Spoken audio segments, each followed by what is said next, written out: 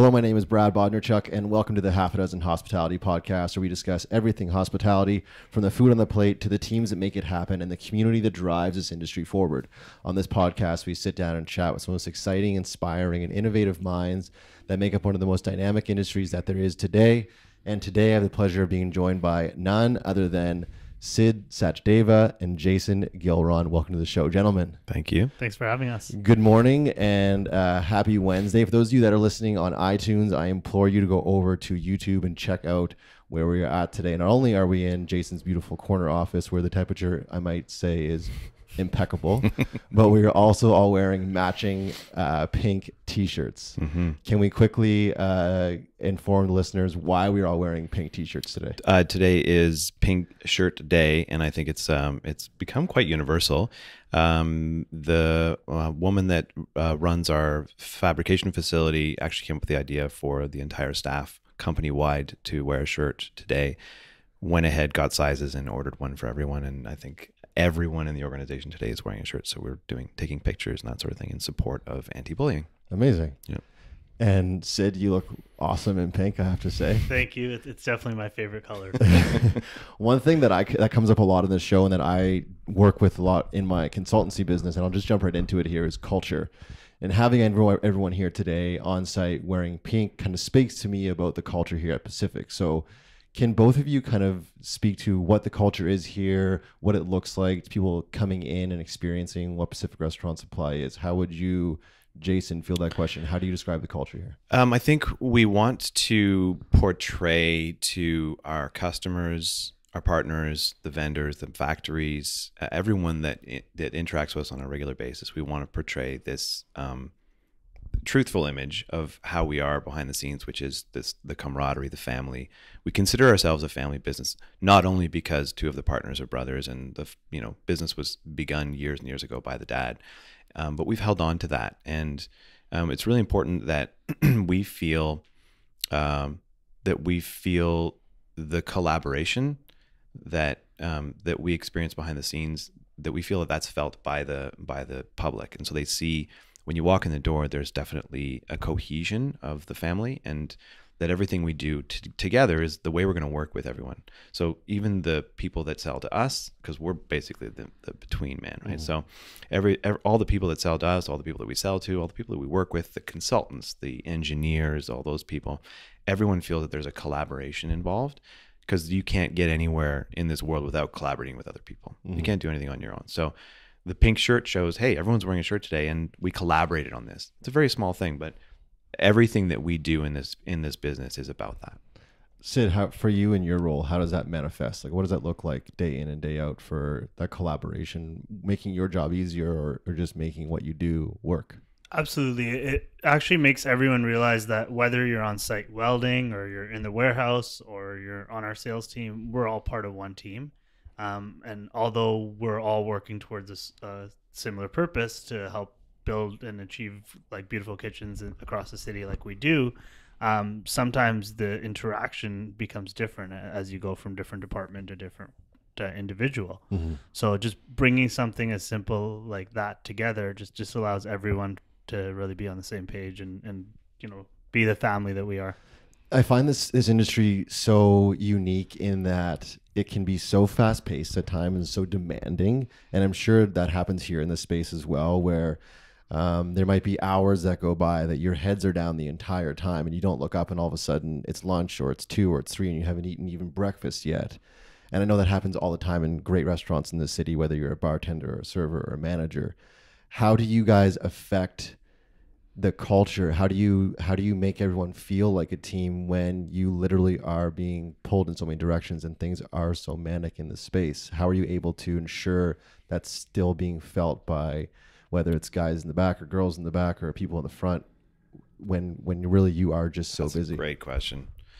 That's a great question. I mean, there's a lot that we do outside of work together to make sure that everyone feels that camaraderie. But I think that's easy. Everyone can do, Friday beers, and everyone can do team building events where, you take people out and you go karting and you do things like that. A lot of businesses see that as something to keep people in the fold. but you got to do stuff during business hours. You got to do stuff while you're working, and there's a support factor there that's really important. Yeah, it's tough. I think that's a really organic thing because, and you can feel it when you go into certain restaurants where you catch looks between people. You see sometimes the way a server might look at a bartender, or a server might look at someone in the kitchen or whatever, and you can see there's a familiarity there. I think one of the things that we have here that I've noticed is everybody has that. When you look at someone, you're like, it's like an unspoken thing, and I think it comes down to trust.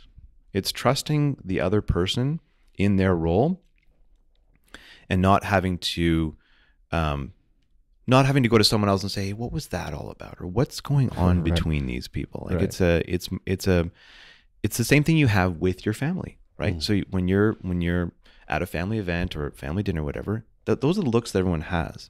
Nobody's wondering what someone else is thinking. And if they are, then there's something wrong. So if you can have that in a business, then you have that same feeling. That's my impression of it.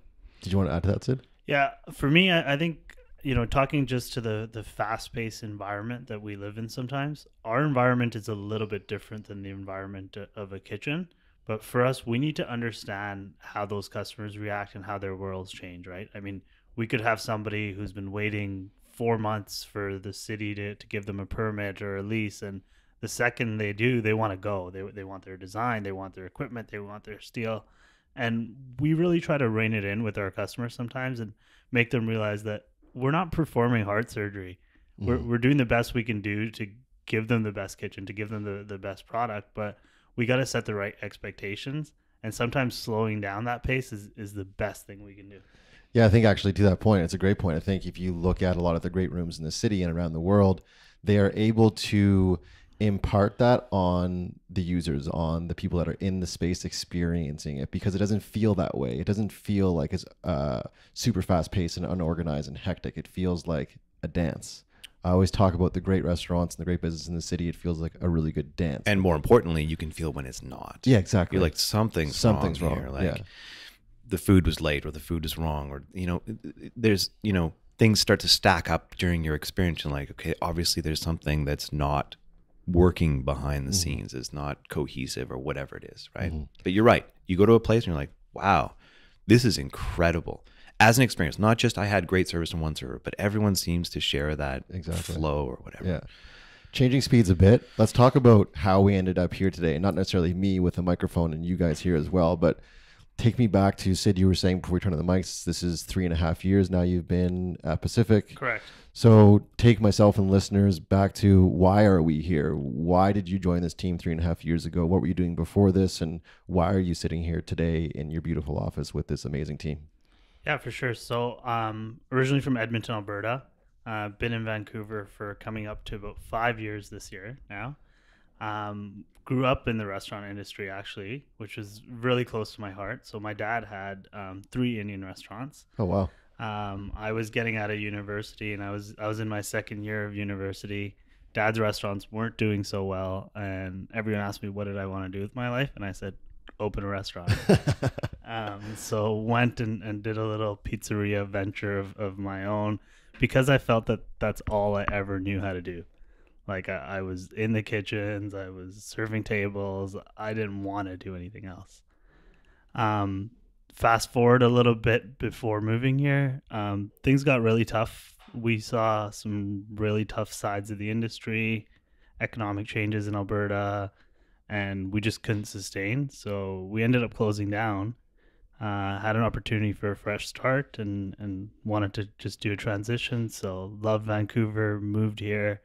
And luckily enough, I found Pacific, and I found this group here, and I was able to kind of take that passion that I have within the kitchens, within the restaurants, and something that's so close to me, and I was able to really make it a career for myself. So it's awesome. Did you start off in the role you're in today, and it helped myself and listeners understand what exactly your role is in this space?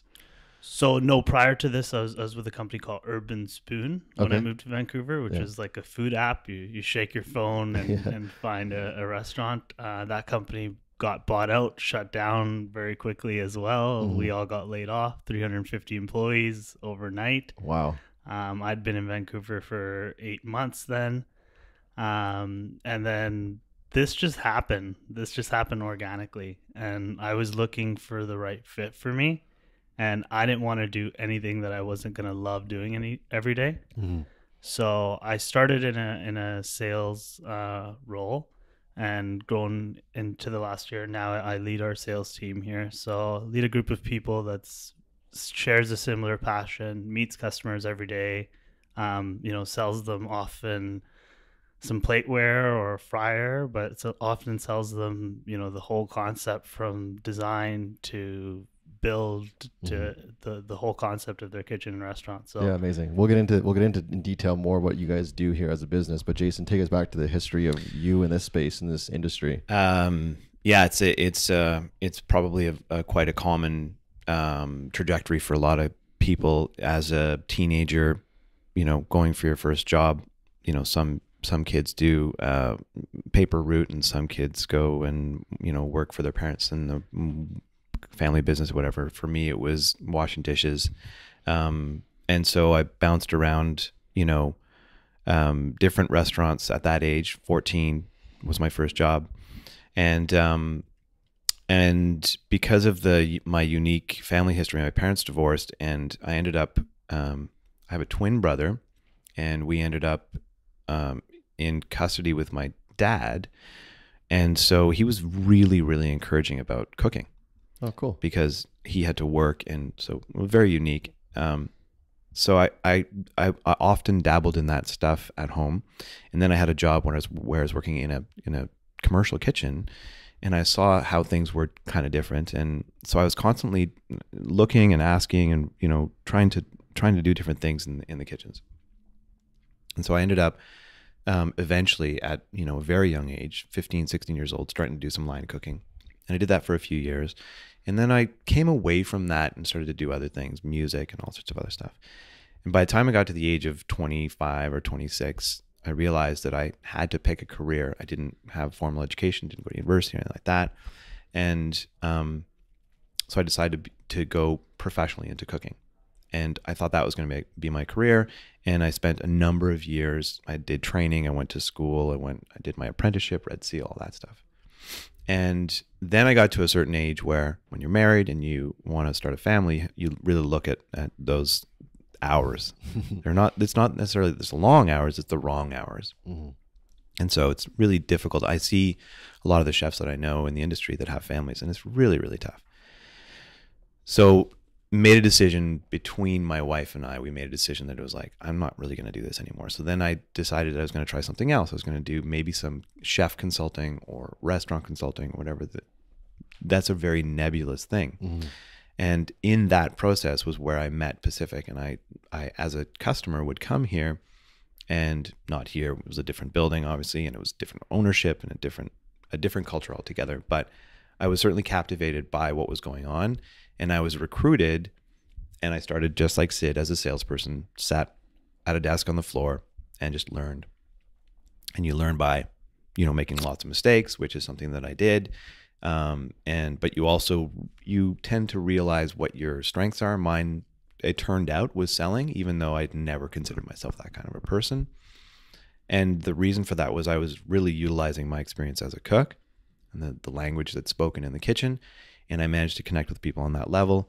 And then I just also, I think I gravitated towards the business side. So I was really interested in entrepreneurialism and learning operations and, the technical side. When you work in a kitchen, most guys that work in a kitchen, they couldn't tell you, if you turn them around 3 times and made them stare at the wall, say, hey, what brand of fryer, range, and charbroiler you're working on? I have no idea. Mm-hmm. Suddenly, when you get to this side, it's all about learning all those differences, everything. And so I really geeked out on that stuff, and it became successful for me. And then, I'm not going to drag out a long story, but things worked out with the brothers, and I got into sort of management, and then got an opportunity to buy in and become a partner. And so now there's 3 partners, 2 of them are brothers, and I'm the brother from another mother. Right. But we're, young and progressive, and we do things somewhat differently than our competitors. So we have a lot of fun. As we've already discussed, culture is a big piece of that, but also what comes with that culture is it's the way that we interact not just with the customers, but also with our partners, with our, you know, the factories and the reps and those people that help us out, that we approach differently, that has helped us really succeed, because a lot of the old school ways of doing things don't they don't promote that same collaborative thing. So when people are in it for themselves and how to make money, then they don't necessarily think about the other side of things. And that was one of the things that we've changed about how we run the business, is that we're thinking about the other putting ourselves in the other person's shoes and considering what they're going through as well as what we're going through, and having a common ground to help promote each other. So I think a lot of even our customers, I think, are looking at us like, well, obviously they're going to grow, and when they grow, we'll grow. Right. And that's a big thing that I say to people. It's like, well, hey, they're like, well, this is really expensive, or are you, can you give me a better deal? I'm like, well, do you want me to be here next year or 2 years from now when you open your second or third restaurant? If so, I need to make money so that I can keep the lights on and keep the trucks driving and all that stuff. So yeah, there's a lot of that collaboration that I think we're doing back and forth with our customers as well as our partners. Sid, I'm interested to get your take on this. A few weeks ago, I was told by someone I respect, one of my coaches. He said, the next time you go to purchase something, don't ask for a discount. Just give them your credit card, and watch what happens the next time someone comes to you and purchases your services. How often would you say you get asked the question, can you give me a better price on that? All the time. All the time. How often do you find, and I don't know how you deal with different reps that you guys purchase product off of, but how often are you asking for people for a discount when you're purchasing something on behalf of Pacific? All the time. Jason's laughing. I'm intrigued by that process, and I'm wondering if that is a paradigm shift that, like Jason, you were saying, you have very candid conversations with some of your clients and your customers saying like, look, if you guys want us to be here next year, you need to pay what this costs, and this costs $125. I cannot give it to you for $95. And I know that this industry is, sorry, I shouldn't say I know. I feel like this is an issue that we have in this space. We're perpetuating the story of low margins and no money and staff turnover and all these things, and like, woe is me. But the three of us in this room know there are restaurants in this city that are killing it and doing very, very well and have handsome margins. So how do you deal with, and how do you navigate those conversations when people sit down in your office and they say, this is what I need, but I need 35% off? First of all, I'll say that Pacific Restaurant Supply is not, our value proposition is not the best price. Our value proposition is service, relationship, that we're gonna follow you all the way to the finish line and make sure that you cross the finish line. And there are other dealers or other businesses that are built on, no, we will just give you the best price. Right. So that's the first thing I need to say about that. I don't ever think a restaurant starts today and knows that they're ever going to be a super successful restaurant, right? It's one of the riskiest industries. You are taking a big risk, right? But it's also my job to make you understand that the fryer you're putting all your calamari in it's got to last you a year, right? So let's find out what you're using and let me paint the full picture for you. So often during that process, I'll tell people how much their couches, tables, chairs, walls, furniture, all the stuff that we don't sell is going to cost. So they rarely have that from the start, because if they don't, I say, don't do this. Right. And even then I tell them, don't do this. And then after they still want to do it, I said, okay, let's do it together and let's figure out solutions to really make it work for you. Right. It's a big investment, and if you're going to do it, realize what you're getting yourself into, for sure. Do you think it's ignorant for people listening that maybe want to get into the industry or just kind of dipping their toe in the water? Do you think it's ignorant for them not to at least ask for a better price? Or do you feel like it's like a law of attraction thing? If you come in here and you want to buy a fryer, and the fryer's, I have no idea what a fryer costs, but it costs $2,000, just pay the $2,000 and move on. So one of the quotes, it's like, I should get tattooed somewhere in my body that that my business partner Luke is always saying is, there's always a better deal. Right. And so understanding that means knowing when, you can always ask for a better deal. Right. What's that going to get you? So I think what we've done well here is say, okay, well, yeah, okay, I can give you a better price, but are you willing to sacrifice something for it? Right. And so there's this mindset that's like, you don't want to leave money on the table. On the other hand, there's also, what do we need to survive? How low can we possibly go and make it worth our while? And when are we ready to walk away from something and say to the customer, you know what? I get it. You don't have the money. We're just not going to be the ones for you. Does that change the way, and Sid, maybe you deal with this more often than not, but feel free to jump in here, Jason.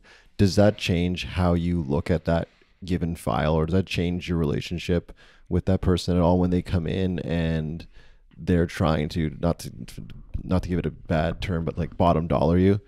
Does that change? Sid's pointing at himself. He's like, I got this one, Jason. Do you know what I mean? I feel like when you pay for a really, really good hotel, you get really, really good service. And when you pay for a really crappy hotel, you probably get crappy service. Does that change the end result, or like Jason was saying, seeing it through to the end? Does that change how you look at that specific file? See, I tell my customers from the very start, from the first day that I meet them, that if I was going to go buy a $1,500 fridge for my house, I'd probably go to 3 places and look around for that $1,500 fridge, because it's a good amount of money. I don't expect you to spend $150,000 on kitchen equipment and not go look anywhere, or not Google something, because you wouldn't be doing your job as a customer. What it really comes down to is trust, right? So they got to trust that we're going to point them in the right direction. We're going to show them the right options, because there are a lot of people, unfortunately, in this industry that will do anything to get the sale, and they'll break the customer's trust, or sell them a product that won't work, or there's no warranty behind, and that's just wrong. That's not what we're about. So as long as we have that trust factor that stays with the customer, we can make it happen. And you already said it with your lead in on the hotel room. It's like, you get what you pay for. Yeah. So, if someone comes to me and say, no, literally exactly apples to apples, this is what I was quoted for, just this thing with no added value, no nothing, whatever, and you're more expensive. And I say, well, let me look at it. And that gives me the opportunity to go, right, can I get a better deal from whoever it is? Because we're buying it from someone and selling it to someone. Yeah. So can I get a better deal? Did I already have a better deal, and was I trying to monetize on that? Do I want to let the customer go? Like, there's lots of questions there. And I think, a lot of our loyal customers know that we need to make money. They also know that we can probably give them a better deal. And they're asking in the trusting way.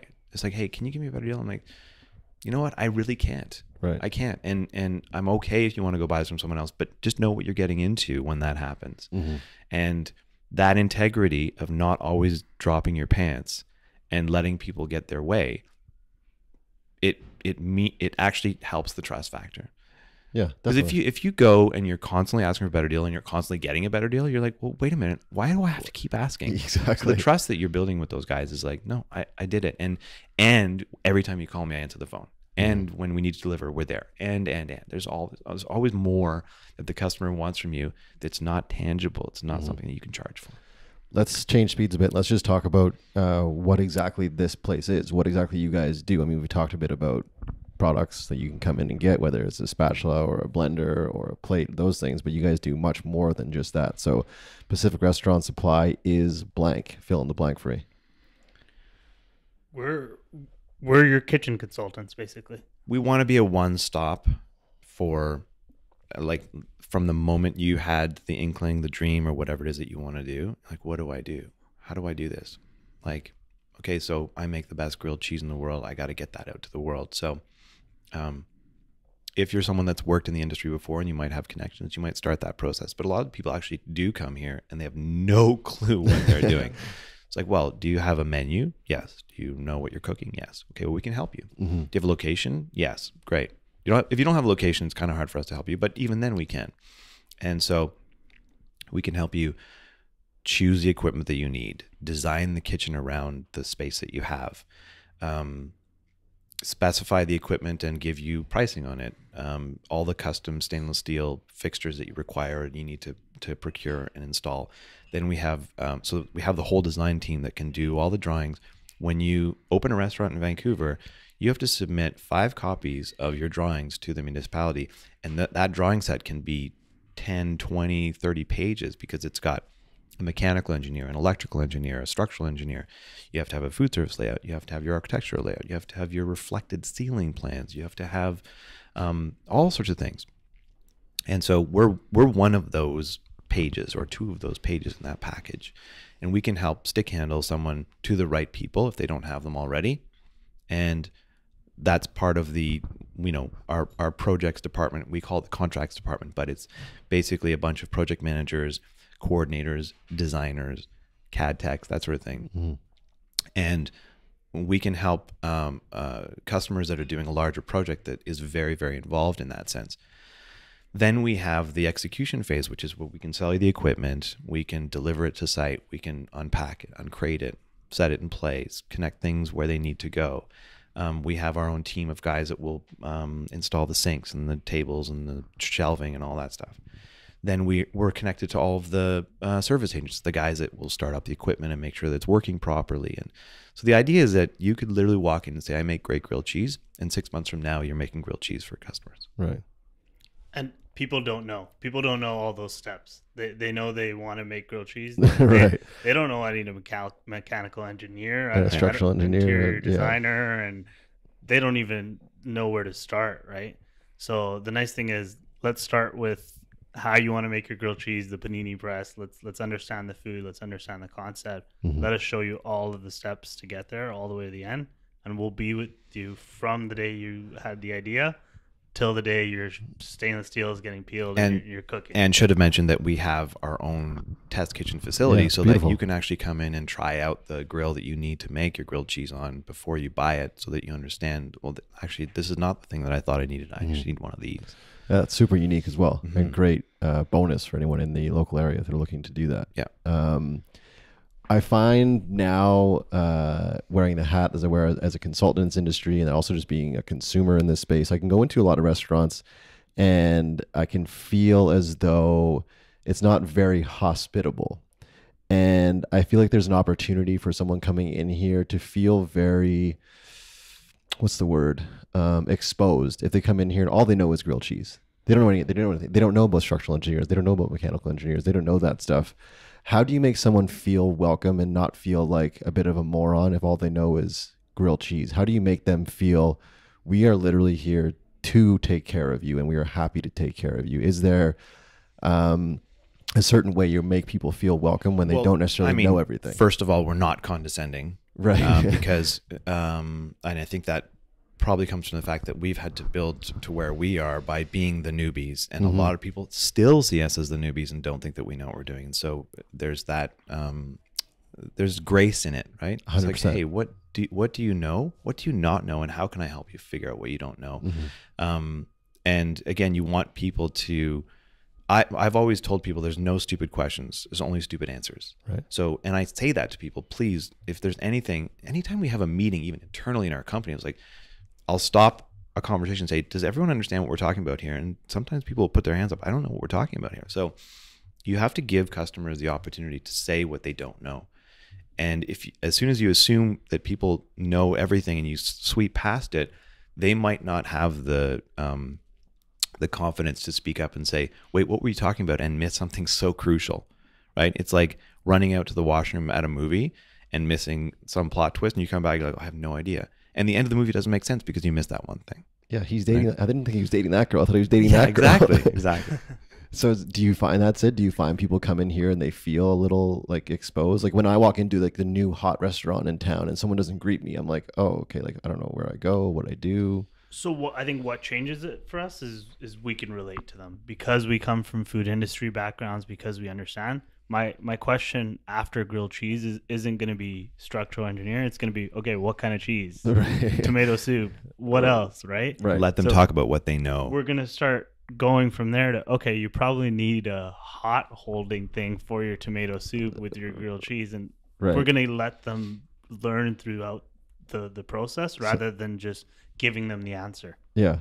I like that. And kind of like helping them find the way. And like you said, like letting them tell their story a bit and and then you get intrigued. Maybe even you get more excited that way as well and get more involved and more invested in the project. you have to see someone's passion, and you may not be able to join in their passion, but you have to at least recognize it, Right. and recognize in them what you have in you about your thing, and the passion that you share is the passion that is your own passion. But if I meet someone and they're not really passionate about it, I'm like, well, if you're not passionate about it, how am I Yeah, gonna how be am I passionate excited about it? Yeah. You got to give a shit. I'll give a shit. Yeah. I've been lucky enough to have a lot of great creatives on this show. And I look at you guys as creatives as well. You are creating something day in and day out in what you do. And I'm always intrigued by this question is, what is the reaction you get when you see and you witness someone experiencing what you've created? So for a chef, for example, he or she may send out a plate from the kitchen and may like peek his or her head around the corner and watch that person take that very first bite and just like, yes, there's a visceral feeling that he or she has from that, whether it's pride or satisfaction or happiness. So for you guys, when you walk onto a site and like the stainless looks amazing and everything is just flowing in the project that you have helped facilitate, what is the visceral feeling that you are experiencing? It's phenomenal, man. Wow. I get flashbacks of all the blueprints and all the meetings and all of that, and then I just say, wow, like we're eating here and this is great food and your restaurant's busy and you're probably gonna crush it. And seeing those people succeed is the best feeling as well. I want all my customers to just crush it. There's something that you share with that person that no one else has. So it's like, hey, we were standing here 6 months ago when this was just drywall or not even drywall Yeah. and holes in the ground and all that stuff. And you look at the person, you're like, wow, we got all the way to this, and look at this place now. Look at how busy it is and how great it is. And you know, like years later or months later or whatever it is, you still have that connection with that person. It's like, it's almost like the people that were in the hospital room when your kid was born. Yeah, It's like yeah. that you always have that connection. Mhm. And I love that. It's, I don't know if it's the creation part, but it's the genesis part, Yeah, for sure. which is a similar thing, but it's the start of it. Mhm. Yeah. Can we talk about and can we highlight any specific jobs that Pacific has curated and finished that you guys are really, really proud of? I know when you walk through the space, you have some photos of some very popular local restaurants, but are any that top of mind that you feel really showcase what Pacific can do and has done? To this day, I still think of Shambar as one of my labors of love. Spent months and months and months working on the kitchen design and listening to Nico's, desires and wishes, and it was a rocky road. It was a very, very difficult project for everybody. Absolutely, all of the contractors, all the installers, especially the client, all the changes that they went through architecturally, and you get all these surprises when you start peeling layers back. You're like, I didn't know about that. And to get to the finish line on that one was like, it was one of those marathons where you broke your toe and then you're like, Your you're shoelace broke. literally like crawling to the end, to the finish line, and everyone had to help, and it was very difficult, and it was arduous, and it was contentious, and there was damage done to relationships. But in the end, that place is it's a flagship for Vancouver. That's an for the institution. Canada. Yeah, I for mean, sure. and it's a massive kitchen with so many moving parts, so much to do with all the different floors and the the equipment that was put in there, and how we got it in, and like holes in ceilings and dropping things down. So I'm particularly proud of that one for myself and also for Pacific, because it was a big success for us. Sid, for yourself? Yeah, for me, it's really the ones where I have a really close connection with the owner, like owner-driven, owner-operator. So ones like there's Tasty Indian Bistro that just opened in Yaletown. There's Jam Jar. And I know Fatty's been on your show with Jam Jar. And one of the coolest portions of that experience for me was when I first started, I went to go eat at his location at Commercial Drive. And we started talking about these ideas of how are we going to make this into a fast food concept for UBC and completely change his concept. And he could now be doing a lot of great locations, which he has coming up in the city, based on how we redeveloped his model, changed his equipment. So just seeing the fact that I was able to be part of that impact, it's close to home. Yeah, that's amazing. And must is it yeah, so going back to that whole like seeing that guest take a bite of that same kind of sense of pride you guys are having with these projects. Well, and it's also I think what Sid's alluding to is I just thought of another example, which is Noodle Box, which is a chain of basically fast food, like quick service restaurant. Asian, Asian.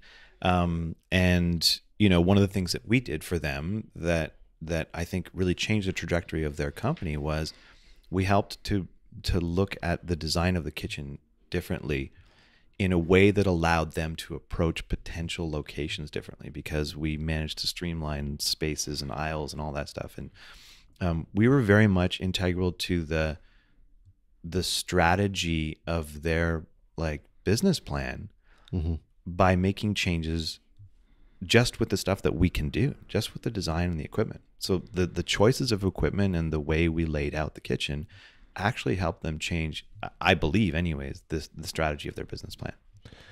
How do you exercise ego? I know this industry can sometimes run rampant with egos, whether it is a head chef who thinks that he or she knows everything about everything, or whether it is an owner or a manager that just like their way is the way. When you do help a project like a Noodle Box along and help them discover this and kind of really change the trajectory, as you said, of their business, it'd be very easy for you to think, look what we did. But how do you stay humble in what you do here at Pacific when really what you are doing is super important and really is like the jam jars of the world look different now because of Pacific and the Noodle Boxes look different. But how are you able to, in this industry where it's so easy to allow our egos to get the best of us, stay humble day in and day out and be approachable to those people that come in and all they have is a grilled cheese sandwich? See, for me, it's we didn't give them that idea. We came through it together through the 6 months of those meetings, so we didn't have a solution for them, but we realized commercial ventilation might be a challenge. So we asked the question, can we try to do your menu without commercial ventilation? Can we cook in our kitchen first and do it on a different piece of equipment? So for us, it's a collaborative thing with the customers as well. We come to it on a more philosophical level. I think it's more that we would be nothing without our customers. Right. So the humility lies in the fact that we could be big swinging dicks, but if nobody walks in the door, who gives a shit? Yeah, exactly. So I think to some extent we have to allow our clients, if they have it, to exercise their ego, because that's their right. Oh, for sure. Yeah. A great chef that creates amazing food that changes your emotional state in that moment is something so special that I don't think that I can do, right? With what I do. Still, what we do is quite technical, and we're facilitating something. But when I go and taste, I'm gonna pick on him because I think he's one of the best chefs, but Joel Watanabe from Kistanto and Bao Bay. But when I eat his food, I'm like, okay, he can have an ego about this because this is really, really special. Right. So I'm giving that permission. I'm allowing that to happen. Exactly. But I can't have that because without Joel, what am I doing? Yeah. I'm creating a kitchen for him. Yeah. Right. So it's being one of the tools. Whether I'm his canvas or his paintbrush or the paint, right? He's the one that's holding it, right? Right. Let's talk a bit about not ignorance, but that lack of knowledge. What would be the most common thing, if you guys can pick maybe one or two, would be the things that people don't consider when they walk through the doors? Maybe it is the electrical engineering they require or the structural engineering they require. What do you think that most common thing that you can share with listeners today is? Really consider this before you do this. Budget. It's always budget. Yeah. Like whatever you think it's going to cost, it's going to be more. Give me a number. Like, we talking 50% more, 20% more, 30% more? If we, again, we're making general statements here. For a first timer that walks in the door, they end up spending probably 50% more than they thought. Right. At least. And if they get that far. A lot of people go, I just don't have the budget. Well, you can't do what you want to do then. Right. It's always about money. A lot of things fall through in that learning stage, in that learning process. As we do the plan, as we do the budget, we realize, whoa, this was way above over our heads. And that's okay. At least we stopped it there. So he was saying budget. I was going to say return on investment. Think about how many restaurants closed down everywhere in the city. right? And it's scary. I don't want my customers to go down that path. So if I can educate you in a way to prevent you from doing that, like let's go through all of that learning together. Yeah, something you just said I think is an interesting topic to quickly stop on is education. How much do you feel what you do here at Pacific, both yourselves but your team at a whole, how much of it is an education? Yeah, I mean, we don't want to give away the information that we possess. That's, I mean, I wouldn't say it's proprietary, but I mean, the reason why we're good at what we do is because we know what we know, and that's something that we can monetize on. We also don't want to talk people out of doing obviously, things because that's our business. So we straddle a very fine line where it's like we have to be encouraging, we have to be realistic, we have to be pragmatic, and we also have to be optimistic. You don't want to have someone come in and go, well, I guess I'm not doing that, right? Right. So, well, let's find a way creatively to make it happen for what you want to do. Right. Did you want to add to that, Sid? No, let's bang on. Yeah. Who is, for the listeners out there that are thinking again about getting into this, maybe refurbing a space they have or opening up a new space, but who is Pacific's ideal customer? Is there an ideal customer? Can you paint that image for us? Or is it literally, if you want to open a restaurant, walk through our doors?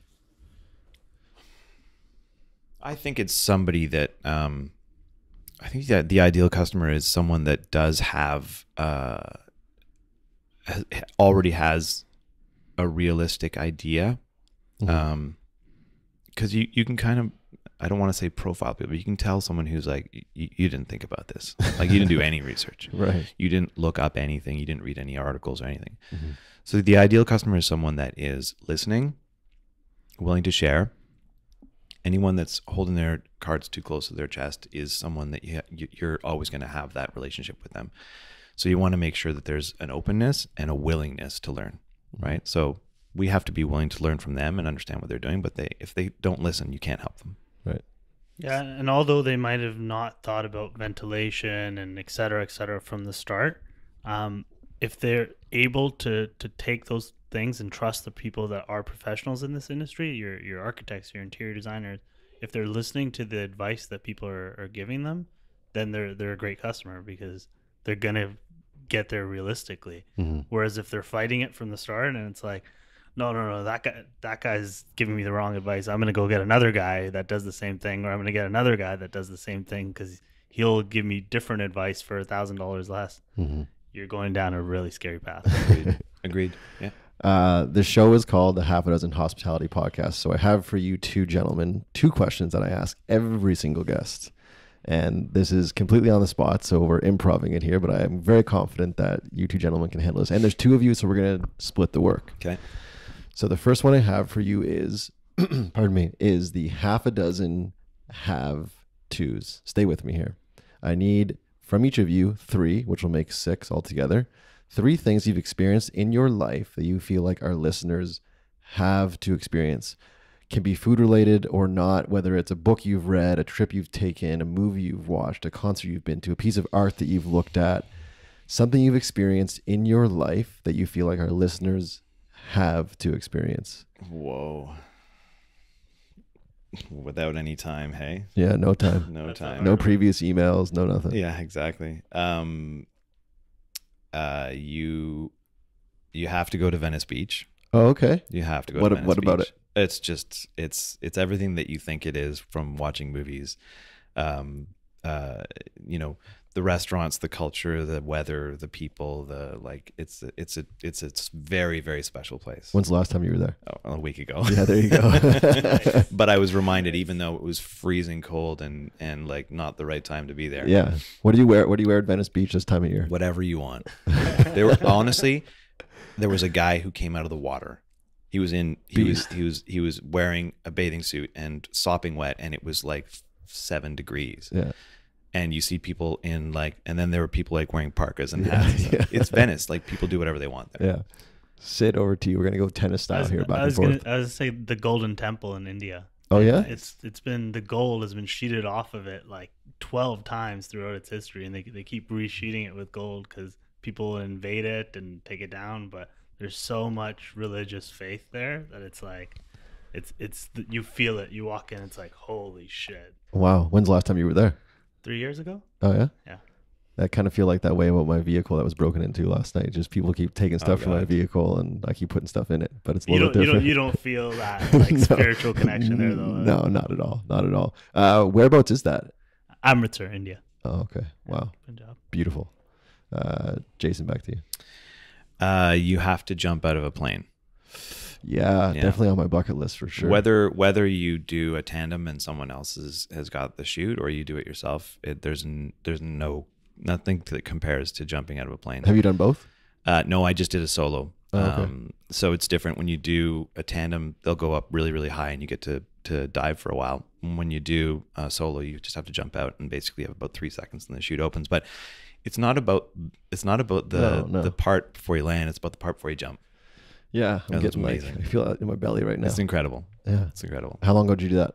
20 years ago or something, 25 years ago. You gonna do it again? For sure. Yeah.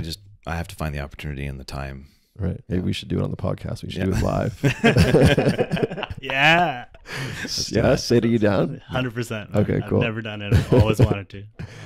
Back to you. I'm going to go on a different sappy note. I was going to say, you got to spend time with family as much as you can. Amazing. Because I'm away from mine. He got out of the kitchen to be with his. I hear that story with everyone all the time. Do it as much as you can because it's so important. So your family's back in Alberta? Back in Alberta. How often do you see them? Once a month. Once a month? Oh, awesome, man. Yeah. So cool. Yeah. Back to you, Jason, for the last one. I don't know if it's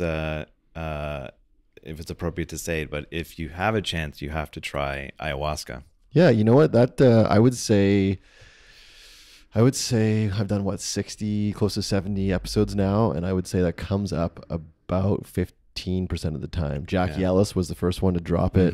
Not to name drop, but Jackie was like, I kind of want to do that. And then I had a farmer on a few weeks ago. He wants to do it. So I'm trying actually to work with him and facilitate. I've never done it either. And I'm actually a pretty big square. Like I don't drink. I never have done drugs.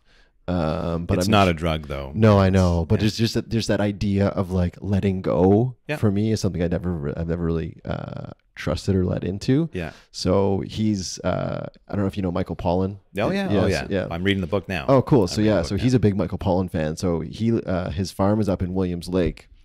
So maybe we can facilitate you joining us up in Williams Lake for it's very controlled. It's the hardest thing you've ever done and the greatest thing you've ever done. So it's like there's no other experience that I can compare to that. Have you done any mind altering? Yeah. No. Yeah. Like acid, LSD, all that stuff. That stuff. But ayahuasca takes the cake for sure. Oh, have you? But I've participated. I've been to some ceremonies, and it's I won't name drop, but I know some other industry folks that have done it, and we're all agreed. It's like it changes your perspective.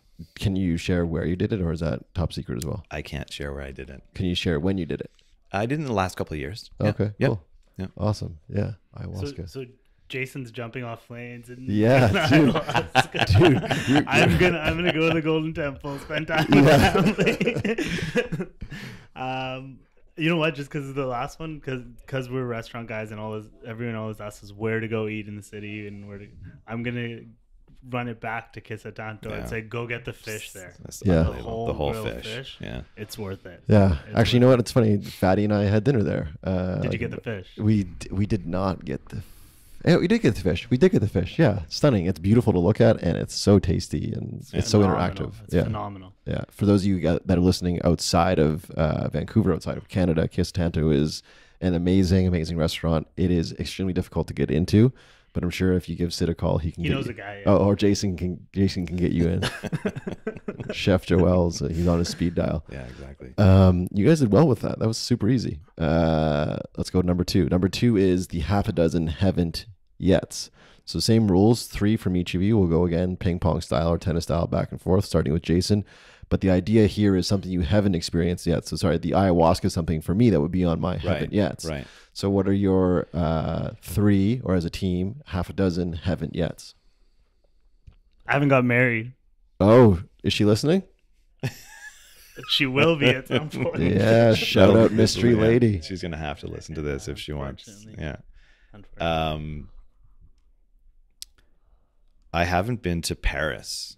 Oh no. And if you're a foodie, and a chef and all that, you and then also interested in traveling at all, I feel like an idiot for not having been to Paris. You're not yet. an idiot. You're not allowed to say that on this show. All right. But I feel like one. Jackie, if you're listening and you have a beautiful home in Paris, please let Jason come and lay his beautiful head on your bed for what, 2 weeks, 3 weeks? How long you want to go for? Sure. I'll take it. Yeah, a month. I it. think you should do a month. Yeah. Just get totally, smoke a bunch of cigarettes and eat a bunch of croissants. Yeah, Oh my exactly. God. Yeah. Take him and go. Back to you, Sid. Burning Man, maybe. Burning Man? Oh, okay. Haven't, but really, really, really want to. What about it? Just the art displays and the bartering and the cultural experience. I would agree with that. I really, really want. How do you look in goggles? Pretty good. Pretty handsome? Yeah. Jason, back to you. Would have to say eat at the French Laundry. Ooh. Yeah. Yeah. That's another one. Yeah.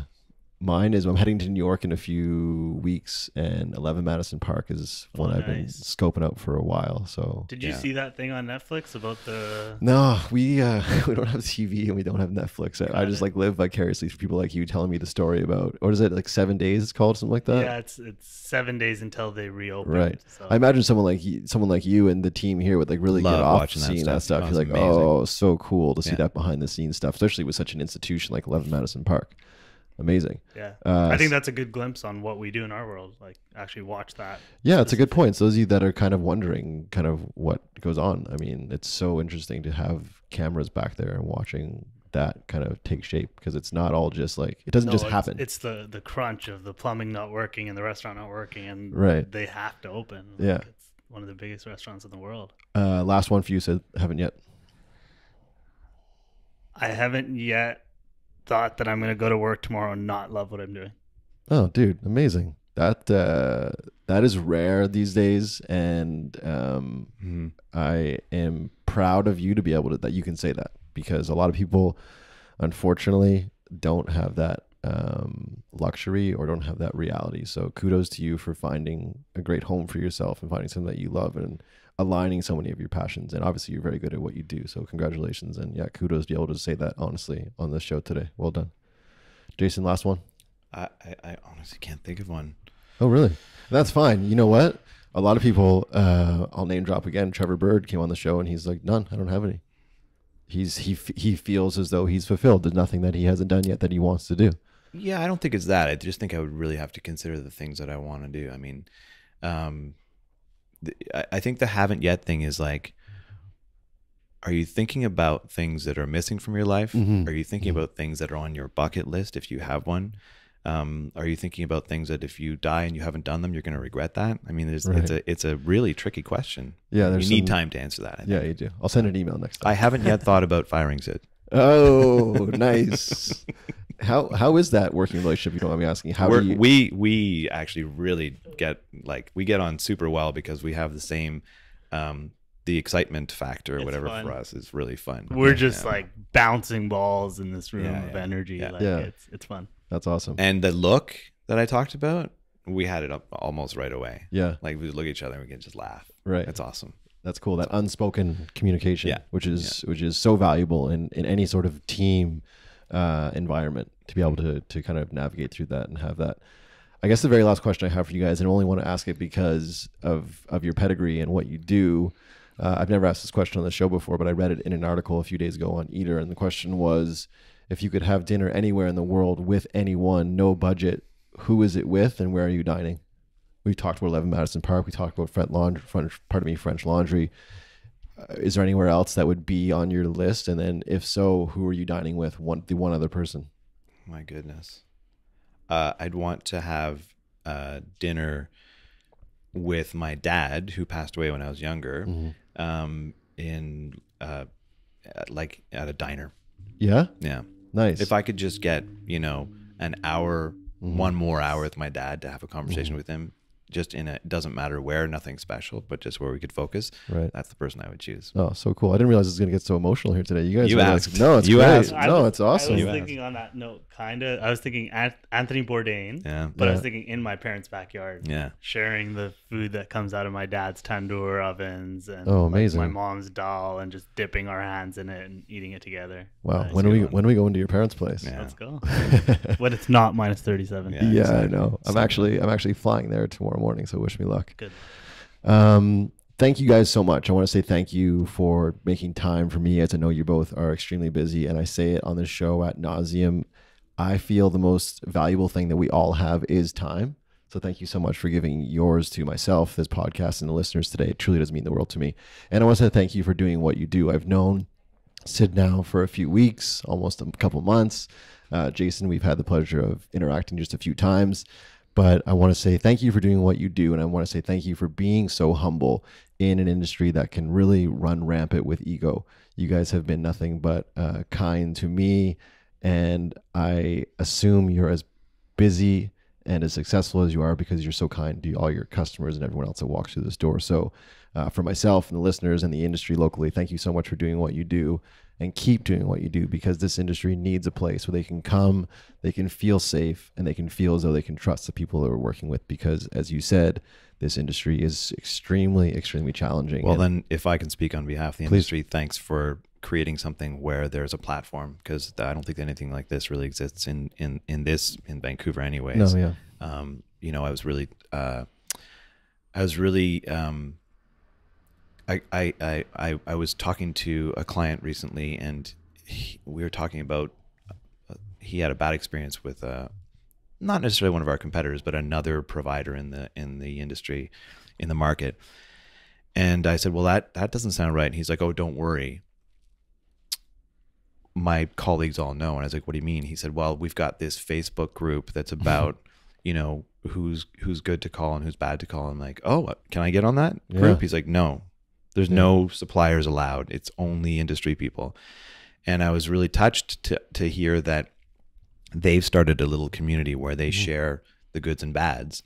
But this is another example of that, where you're doing something for the industry that no one else is doing. So it's pretty cool. Thank you. Yeah, no, thank you so much. Yeah. And on that point, if people do want to reach out, they want to touch base with either you guys individually or with Pacific as a business, how best they do that? Call. Okay. Look us up, pacificrestaurantsupply.com. And we are at, what's the address here? 1020 East Cordova. East Cordova. On the corner of Crack and 8 Ball. There you go. And really easy way to meet us, and a nice little plug, because Brad's doing these really cool events in the city. The next one we're hosting here. April 6th. April 6th in our test kitchen. Yeah, tickets go on sale. This will be up after tickets go on sale, but tickets will be on sale on Eventbrite. And all the proceeds for the dinner that we're hosting here at Pacific, where you can come and look at their amazing test kitchen upstairs, will be going to the charity Backpack Buddies. So really helping facilitate getting healthy food into kids' mouths, which is amazing. Thank you, Sid, for the plug. We're so excited. Yeah, no, I can't wait. And then also you guys are on Instagram as well. It's Pacific RS. So check them out on there. And Twitter, Facebook, we on there as well? Yep. All that stuff. Awesome. Amazing. And obviously their website as well.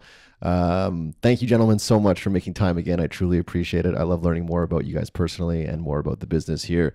Thank you guys for listening and tuning in as you do week after week. I truly appreciate and love you all. You know what to do until next time. Be good and do good. That's it. We did it. Thanks. Well done. Thanks, man. Thank you. You guys crushed it.